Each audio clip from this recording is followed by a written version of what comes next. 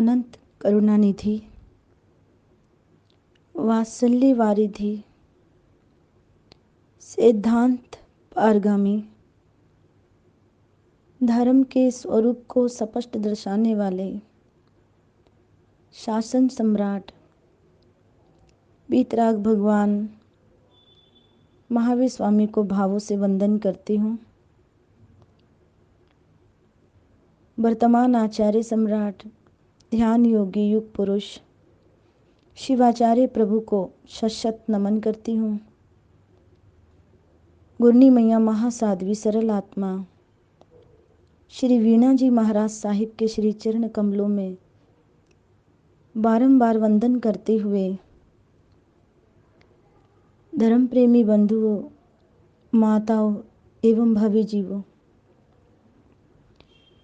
प्रतिदिन आप जिन वाणी का पान कर रहे हैं, प्रभु वाणी को श्रवण कर रहे हैं, जो हलुकर्मी आत्मा भगवान की वाणी को सुनती है, सुन करके आचरण में लेती है, सद्मार्ग को ग्रहण करती है, तो वीतराग भगवान महावीर स्वामी की वाणी है कि उसकी आत्मा का निश्चय में कल्याण होता है।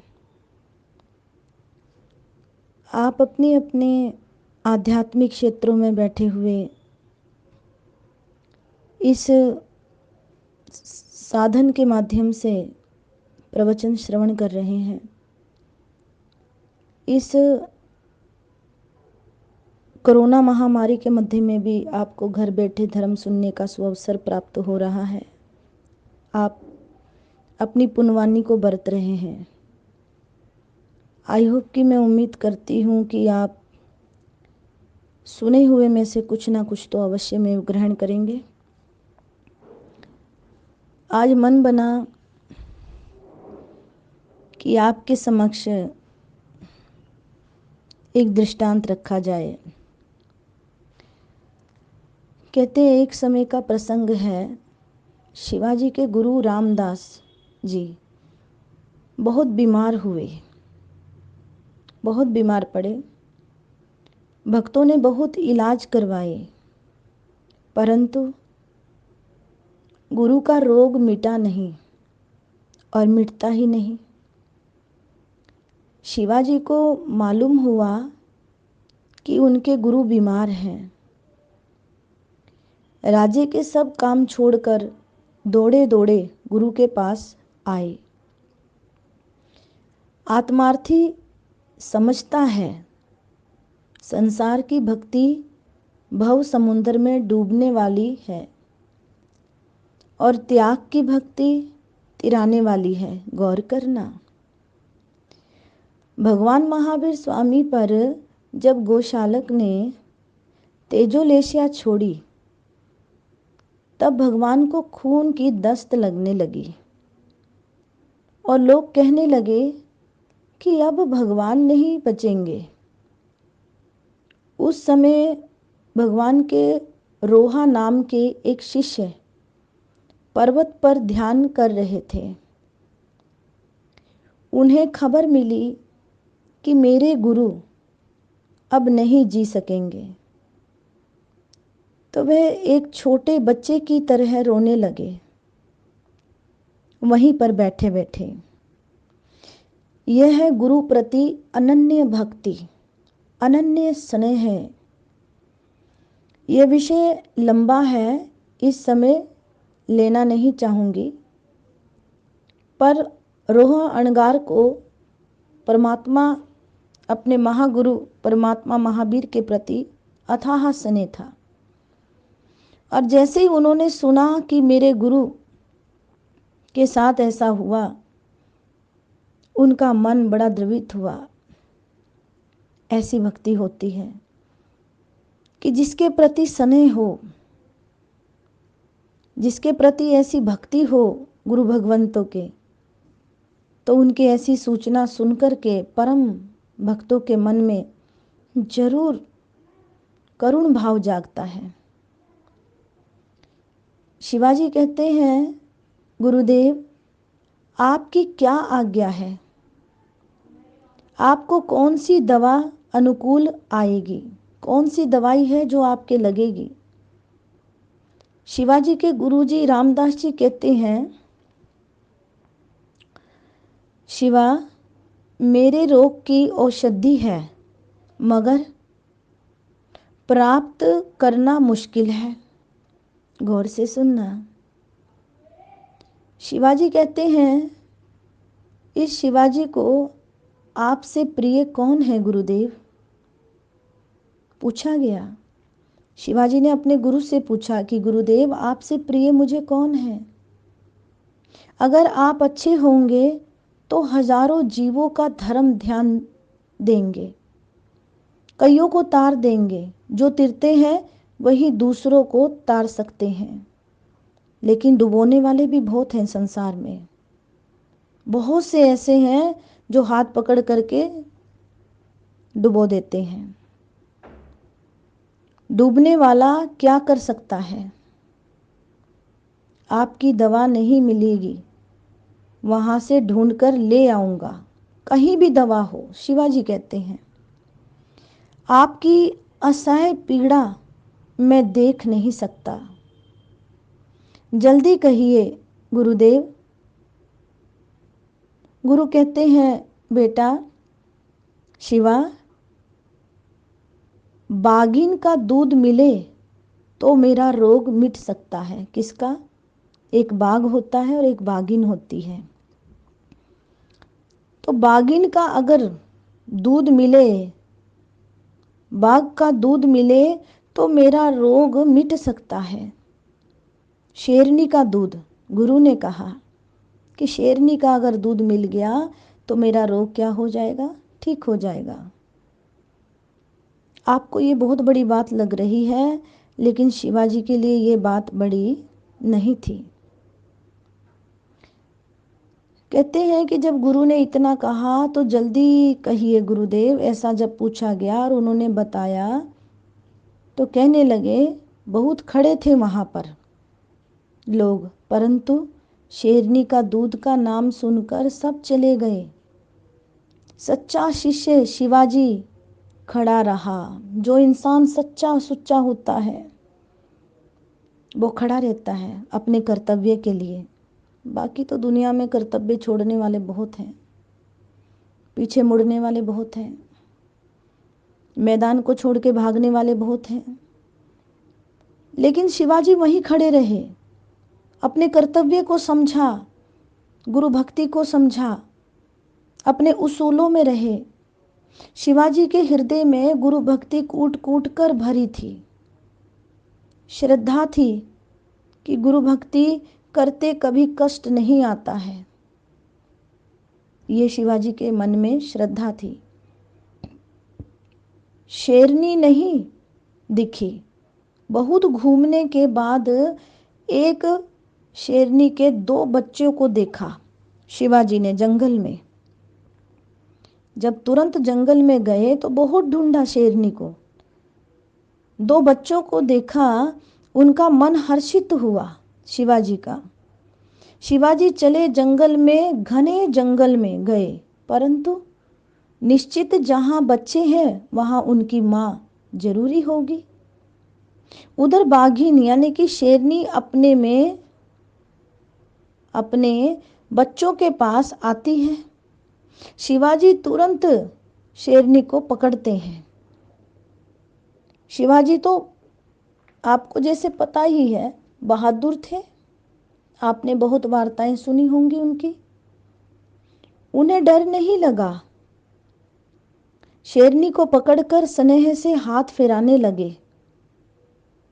जिसके दिल में स्नेह होता है, सच्चा प्रेम होता है जीवों के प्रति, चाहे अपनों के प्रति, तो वो अपने आप ही वश में होते हैं और हर प्रकार की आपकी उलझनें सुलझ जाती हैं। पर समझे कौन कि सच्चाई क्या होती है। शिवाजी ने उस शेरनी को पकड़ लिया। इतिहास के पन्नों में ये वार्ता लिखी गई। पढ़ने वाले पढ़ते हैं, सुनने वाले सुनते हैं, सुनाने वाले सुना देते हैं। लेकिन इसमें से ग्रहण क्या करना है, ये बहुत कम सोचने वाले हैं। शिवाजी ने शेरनी को पकड़ करके स्नेह से, प्रेम से उसके ऊपर हाथ फिराने लगे और कहा, माता, तेरे चरण में अपना देह अर्पण करता हूँ। वाह, क्या बात है। शिवाजी उस शेरनी को कहते हैं, अपने गुरु के लिए दूध लेने गया है, कि तेरे चरणों में अपना देह, अपना शरीर अर्पण करता हूँ, मुझे थोड़ा दूध दे दे। सोच के देखना, कभी गाय के पास भी आप जाते हो ना दूध लेने, भैंस के पास भी जाते हो, गौ माता के पास भी जाते हो, तो कभी इज्जत से ऐसे शब्द कहे, जीव आत्मा को सांत्वना दी। पर शिवाजी को देखिए, वो कहते, माता, अपना शरीर मैं आपको अर्पण करता हूँ, मुझे थोड़ा दूध दे दे। मेरे गुरु के बीमारी की दवा के लिए तेरे दूध की जरूरत है। गुरु को दूध देकर वापस आऊंगा, तब मुझे खा जाना। कितनी लाजवाब गुरु भक्ति है, कभी देखने को नहीं मिली ऐसी गुरु भक्ति। वो कहता है, मैं तेरे पैर पड़ता हूँ। शिवाजी कहते हैं, तू मुझे दूध दे। बाघिन यानी कि शेरनी जैसे मनुष्य भाषा समझती थी, देखो, समझती हो, सो शांत खड़ी रही। शिवाजी ने दूध लिया और वापस मुड़े तो गुरु को देखा। शिवाजी के सिर पर हाथ रखकर कहते हैं, गुरु शिवा, तुझे जैसे गुरु भक्तों को, यानी कि तुझ जैसे गुरु भक्तों को तेरे जैसा समर्पण भाव बहुत कम लोगों में मिलता है। कौन खड़े थे, गौर करें इस बात पर। शिवाजी ने दूध लिया और वापस मुड़े तो गुरु को देखा। गुरु ने ऐसी परीक्षा ली, और कितना ये हृदय को स्पर्श करने वाला प्रसंग कि गुरु के प्रति कितनी श्रद्धा और भक्ति। धर्म प्रेमी बंधुओं, कहा गया है कि आधा दर्जन बच्चे के माता पिता बनने में कोई विशेषता नहीं है। संतान एक हो पर शिवाजी की तरह सूरबीर हो। संतान एक हो चाहे पर महावीर जैसी हो। संतान एक हो चाहे तीर्थंकरों की उपमा जैसी हो। हमारे इतिहास में अभय कुमार, सैनिक राजा, मेघ कुमार, गस्सु कुमार, एवंता मुनि और कितने ही महान आत्माओं का वर्णन आप सुनते हैं। कैसी औलादें थी कि संतान चाहे एक ही हो पर शूरवीर और भक्ति गुरु के प्रति समर्पण भाव वाली शिवाजी जैसी हो। शिवाजी की रक्षा करने के लिए गुरुजी पीछे खड़े थे। शिष्य को गुरु कठिन काम सौंपते तो भी चिंता तो रहती है ना। आपको लगेगा कि शेरनी शिवाजी के शब्द सुनकर शांत कैसे रही। प्रश्न करती हूँ आपसे कि शेरनी शिवाजी के बातों को सुनकर के शांत कैसे रही। जब ये बाघिन यानी कि शेरनी पूर्व भाव में मनुष्य थी, तब उसे अंतिम समय में बहुत कषाय आया, तब शिवाजी ने उसे बोध देकर शांत किया था, इसलिए अब शांत हो गई। देखो, हर जीव आत्मा का किसी ना किसी से जब कोई जुड़ता है तो उसका पिछले भव का संबंध होता है, और उस संबंध को धिक्कारना नहीं, स्नेह देना है। जैसे शिवाजी ने उस बाघिन को स्नेह दिया और पहले भव में उसको बोध दिया।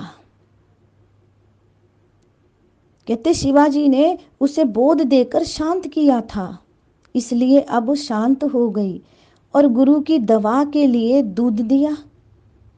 ये भी शिवाजी की गुरु भक्ति। तभी तो कहते हैं गुरु गोविंद दोनों खड़े काके लागू पाओ, बलिहारी गुरुदेव जिन गोविंद दियो बताओ। बहुत बड़ी बात है। जब आपको गुरु भक्ति का अवसर मिले तो आप भी तन मन धन का मार्ग देकर सेवा करना, क्योंकि जो सच्चे गुरु भगवंत होते हैं अपने त्याग तपस्या में लीन है, कभी पीछे ना हटना। देव गुरु और धर्म की सेवा के बिना कभी शिव सुख नहीं मिलेगा। ऐसी उच्च प्रकार की सामग्री फिर कहाँ मिलेगी जो अब मिल गई है। मनुष्य भव तो बहुतों को मिलता है, परंतु मानव भव के साथ आर्य देश, उत्तम कुल, सुगुरु, सुधर्म का योग और निरोगी काया, ये सारे योग मिले, धर्म आराधना हो सकती है। इसलिए आप समझ लो कि ये कल्याण के लिए करूं। जो भी करो सोचो मैंने कल्याण के लिए किया है। 4 दिन की चांदनी में इतने मशगूल मत होवो कि जिससे आपके कई अवसर आपके हाथों से निकल जाए और फिर बाद में आपको हाथ मल मल करके पछताना पड़े। इस देह से आत्मा निकल जाने के बाद कुछ भी होने वाला नहीं है। आज आप जीवित हो, आज श्वास चल रहे हैं, क्या गारंटी कार्ड है आपके पास कि प्रातःकाल आप जीवित उठेंगे या फिर आपको दूसरी सुबह श्वास मिलेगी? किसी के पास नहीं है ये गारंटी कार्ड। समझ के घर में आया हुआ आत्मा धर्म के लिए प्राण भी देता है। प्राण जाए तो जाए, परंतु धर्म नहीं जाए। मानव आज क्या कर रहा है, विचार करो। पैसे के लिए धर्म बेचने को तैयार हो जाता है। चौथे और 5वें गुण स्थान में, यानी कि आत्मा का स्थान, गुण प्लस स्थान, झूलने वाली आत्मा की क्या ये दशा होती है? आत्म सुख प्राप्त करने के लिए हिंसा करना, असत्य बोलना, विश्वासघात करना, ये संत मुनि महात्मा मना करते हैं। ज्ञानी आत्मा, विचारक आत्माओं ने कहा है संत समाज के ड्राइवर हैं, उन्हें सोने मत देना। एक बार मुसाफिर सो जाता है लेकिन ड्राइवर नहीं, कारण कि ड्राइवर सो गया तो समझो सब गया। संत ट्रैफिक पुलिस है। ट्रैफिक पुलिस के इशारों पर सैकड़ों गाड़ियां बगैर किसी दुर्घटना के इधर से उधर सकुशल आती जाती है। ठीक इसी तरह संतों के इशारे पर चलने वाला समाज भी सुरक्षित, यानी कि धर्म के इशारे, शुभ कर्म के इशारे, निर्जरा के इशारे अगर कोई करे संत मुनि महात्मा, तो उन्हें मान लेना चाहिए। ज़्यादा दिमाग नहीं लगाना आपने। कहते हैं सुरक्षित और सही सलामत रहता है। संत तो बसंत है, और बसंत की बहारें तो बहुत अच्छा है। आप तो मेहमान हैं। दुनियावी जितनी जीवात्मा है ये संसार के लिए मेहमान है, और मेहमान भी 4 तरह के होते हैं। मेहमान 4 तरह के होते हैं। एक वे मेहमान होते हैं जो देर से आए और जल्दी जाए। एक वे मेहमान होते हैं जो देर से आए और देर से जाए। तीसरे वे मेहमान होते हैं जो जल्दी आए और जल्दी जाए। और चौथे वे मेहमान होते हैं जो जल्दी आए और देर से जाए। सवाल उठता है, चिंतन आत्मा बताती है, ज्ञानी आत्मा ही फरमाती है कि सवाल उठता है सबसे बढ़िया मेहमान कौन है? ये प्रश्न किया गया है कि सबसे बढ़िया मेहमान कौन है। अब आइए उतरते हैं आध्यात्मिक क्षेत्र में, आपकी आत्मा की धरती पर, कि सबसे बढ़िया मेहमान वह है जो देर से आए और जल्दी जाए। आप और हम भी मेहमान की हैसियत से यहाँ आए हुए हैं। इस संसार में मेहमान की हैसियत से किस तरह कहा गया है, इस जिंदगी के साज पे प्रभु के गीत गा गया, वो जिंदगी बना गया। इस जिंदगी के साज पे जो प्रभु के गीत गा गया, वो जिंदगी बना गया। इस जिंदगी के साज पे जो प्रभु के गीत गा गया, वो जिंदगी बना गया। सत्य कहा है। 4 प्रकार के मेहमान में से सबसे बढ़िया मेहमान वह है जो देर से आए और जल्दी जाए। हम और आप भी मेहमान की हैसियत से यहाँ आए हो, यहाँ पर आए हुए हैं, और 70 साल के बाद मेहमान की तरह ही रहना। ये ना सोचना कि ये सब कुछ मेरा है। बुढ़ापा बिन बुलाया मेहमान है। मेहमान कैसा भी हो, स्वागत तो करना पड़ेगा। बुढ़ापे को विषाद नहीं प्रसाद मानकर जिए, क्योंकि वह भी जीवन का एक यथार्थ है। महापुरुषों ने कहा है, ज्ञानी आत्मा कहती है कि ये भी जीवन का एक यथार्थ है। चिंतनशील आत्मा ने आगे बताया है, बालों को काला कर कर के बुढ़ापे को ढका तो जा सकता है। गौर करें कि बालों को काला कर कर के बुढ़ापे को ढका तो जा सकता है, पर बचा नहीं जा सकता बुढ़ापे से। आपके शरीर के लक्षण तो बताएंगे कि आप बूढ़े हो रहे हैं। बुढ़ापे में पत्नी की मृत्यु हो जाए तो आदमी पुनः विवाह की सोचता है। कहता है चाहे विधवा मिले वो भी चलेगी, चाहे शादीशुदा के बाद तलाकशुदा मिले वो भी चलेगी। 1-2 साल में तो वह वैसे ही विधवा हो जाएगी।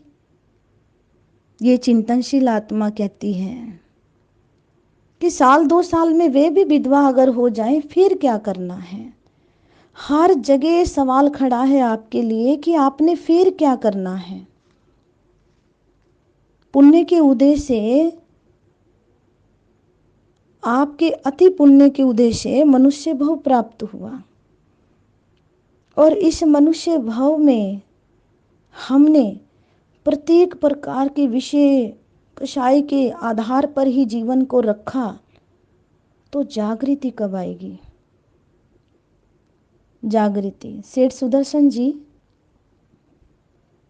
जिन्होंने सूली का भी सिंहासन बना दिया, ऐसे सुश्रावक शासनपति भगवान ने जगत के जीवों के कल्याण के लिए कितने ही सुंदर पत्ते पत्ते पर, आगम पर एक एक बचाव और वार्ता आपके लिए लिखी।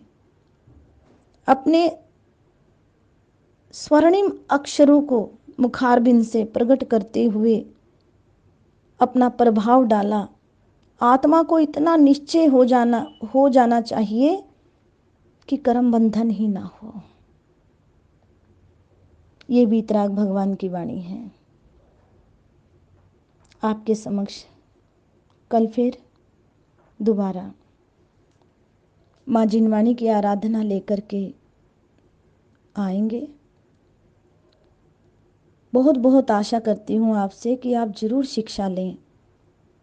ये मैं नहीं कहती, ये भगवान की वाणी है। सर्वज्ञ सर्वदर्शी वीतराग प्रभु और चिंतनशील आत्माओं ने, ज्ञानी आत्माओं ने जो अपने चिंतन से मंथन करके प्रकट किया, वही आपके समक्ष जा रहा है। हम भी शिक्षित हों और आप भी शिक्षित हो, ऐसी आशा करती हुई ओम शांति। जय महावीर।